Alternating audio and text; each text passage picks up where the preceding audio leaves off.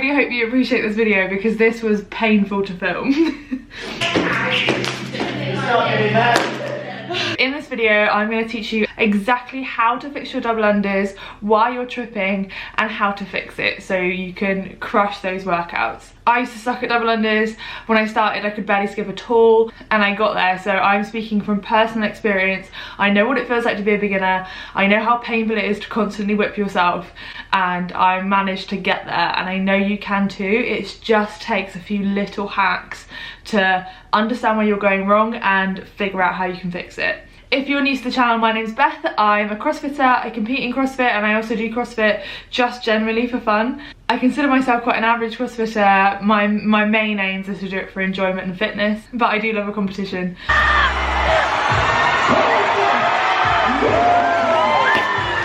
I post videos to help encourage you in your CrossFit journey. Lots of tips and advice from someone that's been there. When I started, I was morbidly obese. I have lost over 100 pounds. I've done so many things in CrossFit.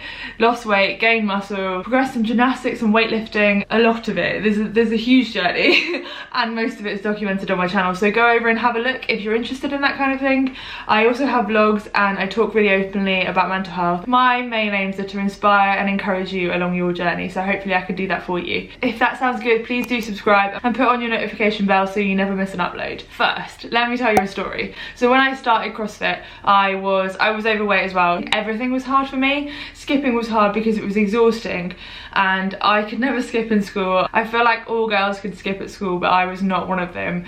I was terrible. It took me a while to learn single unders, never mind double unders. I did my first like in-house competition and they put double unders in the workout and there was no scaling option because I'd entered the RX category, and honestly I was there in front of a crowd of people skipping, trying to do double unders because I got 2 before, but just whipping myself, and I was tired and exhausted and I felt like everybody was looking at me and I just wanted to get through that small set. I think it was about 50 double unders and it was driving me mad. A couple of months later I did the open and I remember how much I was just whipping myself over and over and over again. Because I could do some, I felt like I should be able to do double unders consistently, and if I just tried harder then I would get there, but I was looking at it in the wrong way, and now I know that because I figured it out, but I know what it's like to be there and it was so hard. Double unders is now one of my biggest strengths, and in a competition, if there's like 150 double unders,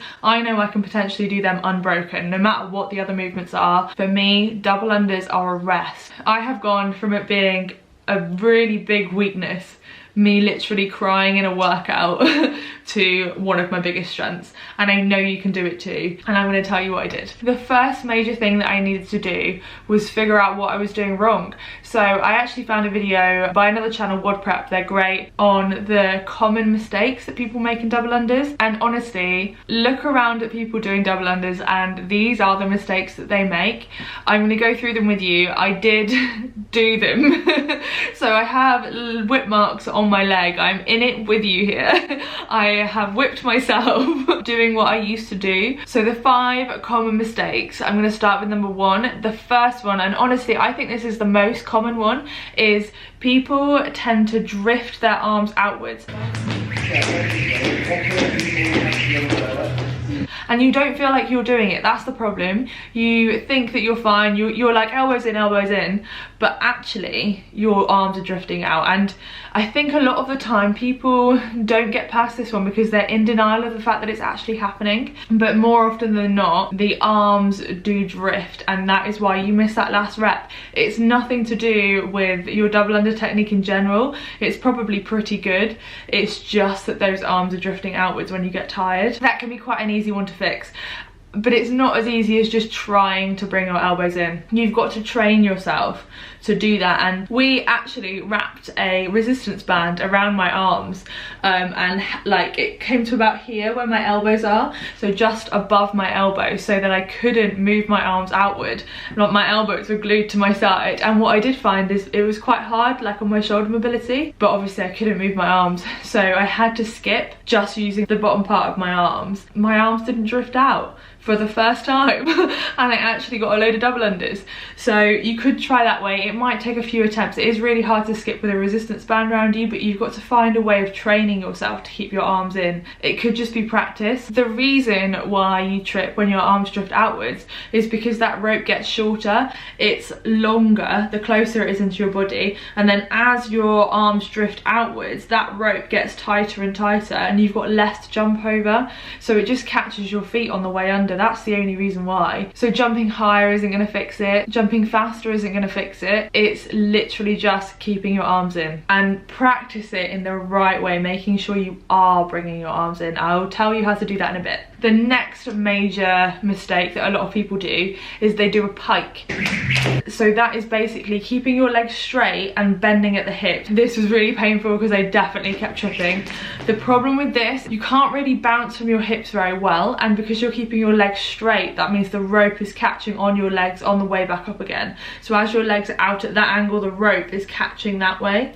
To fix this one, you've got to train yourself to jump from the knees and the ankles. So you're thinking like a pogo stick, springing from your knees. Like the pogo stick idea got into my head the easiest, kind of jumping on the balls of your feet. And what you can do is do that without a rope. Try and jump as if you're jumping on a pogo stick. Instead of skipping with the rope, you can either mimic the action or you can tap on your legs and then jump.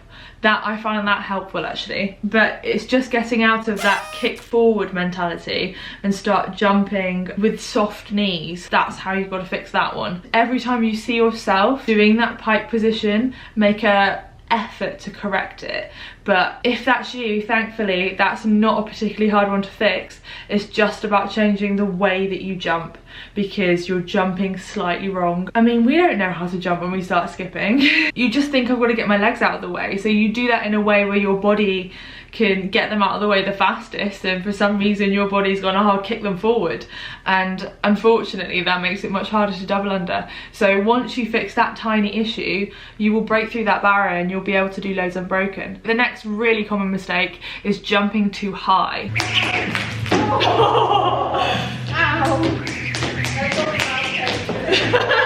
And I think a lot of people think, oh, because it's 2, I need to jump higher so it can get under twice. But the rope is only that thin and it remains that thin the whole time. You don't have to be in the air for longer even. I typically, when I do double unders, I probably only jump like that far off the ground. It's not that far at all. It's just you've got to be fast with the wrist flick. The problem with jumping too high is you come down at the wrong time.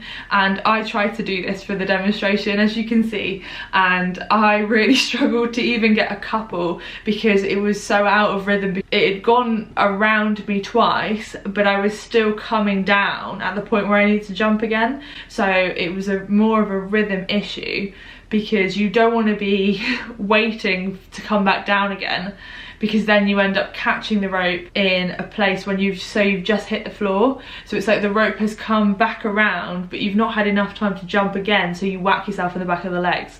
And I think that is why when you jump too high, it's one of the most painful ones. And this kind of comes hand in hand with the last mistake, is getting overexcited or frustrated and speeding up.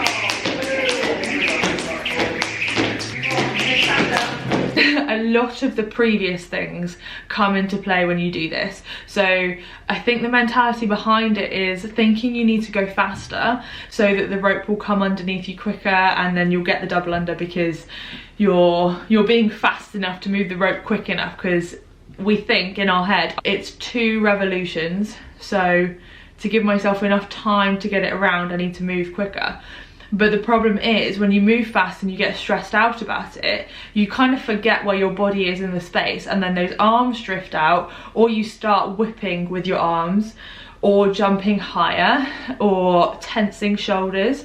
Like, loads of things can start to go wrong here. And also you whip the rope faster, and that can really hurt. Like, again, this was the second probably most painful one, because it was just, I was full on cracking the rope on the back of my legs because I was trying to go fast to show you what it's like, trying to speed up, and it just doesn't work.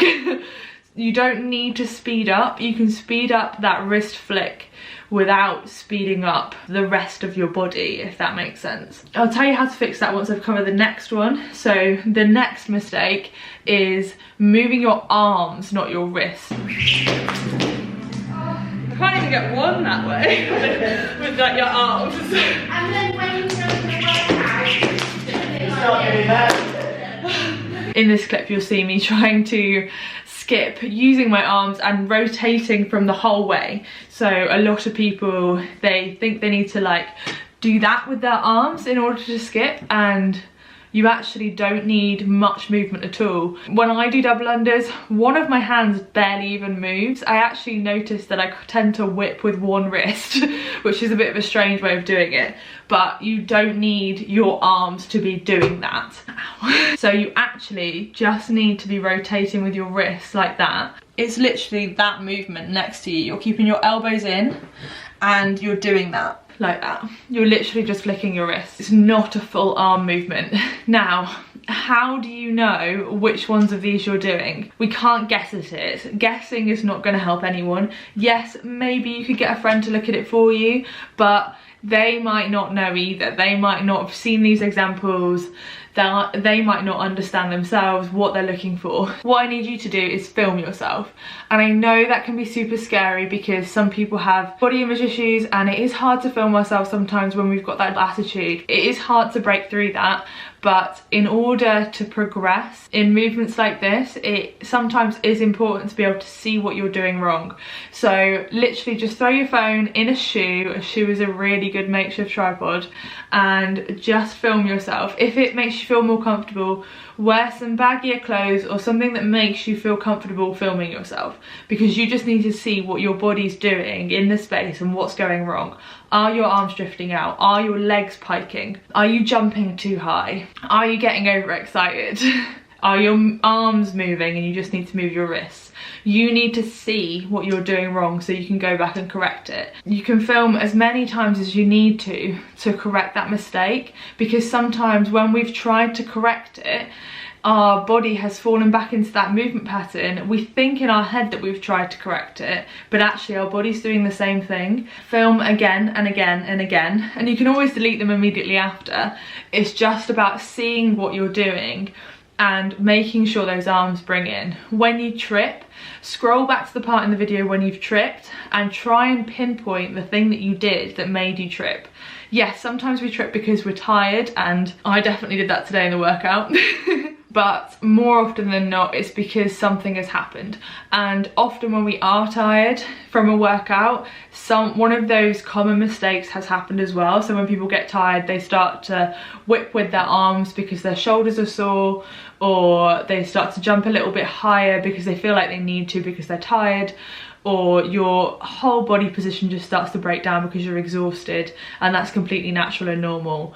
But that means that essentially the rope has caught somewhere because you've gone out of rhythm because you're exhausted. Don't be hard on yourself for how long this takes. It takes some people a very short amount of time, it takes others quite a long amount of time. It took me a year. I've got dyspraxia and my coordination is not great. It takes me slightly longer than most people to understand where my body is in space.